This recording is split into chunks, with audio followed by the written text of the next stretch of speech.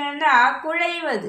பேச்சு வழக்குல சொல்லுவாங்களா, அவன் குழஞ்சி குழஞ்சி பேசுறான் பாரு, என்ன வேணுமோ தெரியலன்னு சொல்லுவாங்கல்ல, அதுதான் குழைந்து பேசுறது. இங்க மாணிக்கவாச பெருமாள் இறைவன் சிவபெருமான்கிட்ட குழைகிறார். அவருக்கு என்ன வேணுமா, இறைவனுடைய திருவடி நிழல் தான் வேணும். அதான் குழைந்து கேட்கிறார் மாணிக்கவாசகர்.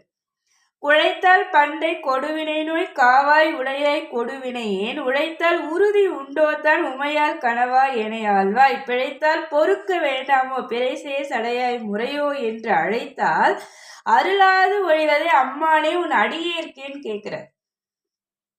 இறைவன்கிட்ட குழைந்து கேட்கிறார். உமையால் கனவா பிறைசேர் சடையாய்னா உமையம்மையின் கணவனே எம்பெருமானே, பிறைசேர் சடையாய்னா இறைவன் தன்னுடைய நீண்ட சடையில பிறை அணிந்திருக்கிறார். அதனால் பிறைசேர் சடையாயின்றார்.